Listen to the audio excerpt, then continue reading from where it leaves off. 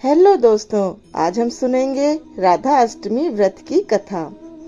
राधा माता गोलोक में श्री कृष्ण के साथ रहती थी।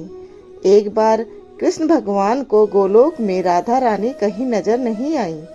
कुछ देर बाद श्री कृष्ण अपनी सखी विराजा के साथ घूमने चले गए। यह बात जब राधा रानी को मालूम हुई तो उन्हें गुस्सा आया और वो सीधे श्री कृष्ण के पास पहुंची। वहां पहुंचकर उन्होंने श्री कृष्ण को काफी भला बुरा कहा। राधा रानी का यह रवैया भगवान श्री कृष्ण के प्यारे मित्र श्रीदामा को बिल्कुल अच्छा नहीं लगा। श्रीदामा ने उसी वक्त बिना कुछ सोचे समझे राधा रानी को पृथ्वी पर जन्म लेने का श्राप दे दिया।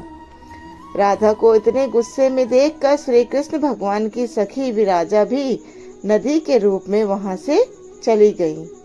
राधा ने श्रीदामा से श्राप पाने के बाद उन्हें राक्षस कुल में पैदा होने का श्राप दिया। राधा जी द्वारा दिए गए श्राप की वजह से ही श्रीदामा का जन्म शंखचूड़ दानव के रूप में हुआ। आगे चलकर वही दानव भगवान विष्णु का परम भक्त बना। दूसरी तरफ राधा रानी ने पृथ्वी पर वृषभानु के घर पुत्री के रूप में जन्म लिया। राधा रानी का जन्म वृषभानु जी के घर तो हुआ, लेकिन उनकी पत्नी देवी कृति के गर्भ से नहीं। दरअसल जिस समय राधा मैया और श्रीदामा ने एक दूसरे को श्राप दिया था, तभी भगवान श्री कृष्ण ने कहा था कि राधा आपको वृषभानु जी और देवी कृति की पुत्री बनकर पृथ्वी पर रहना होगा। मनुष्य के अवतार में आपका एक वैश्य से विवाह होगा।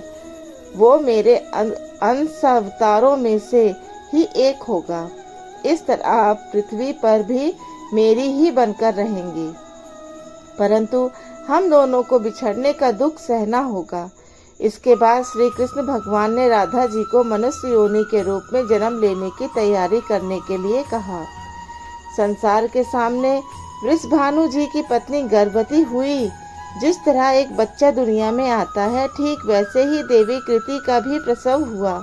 लेकिन असल में राधा माता का जन्म देवी कृति के गर्भ से नहीं हुआ था। भगवान की माया से उनके गर्भ में वायु भर गई थी। देवी कृति ने उसी वायु को जन्म दिया। इस दौरान उन्हें प्रसव पीड़ा हो रही थी और वहां राधा माता के रूप में एक प्यारी सी कन्या ने जन्म लिया। भाद्रपद मास के शुक्ल पक्ष की अष्टमी के दिन राधा मैया का धरती पर जन्म हुआ था।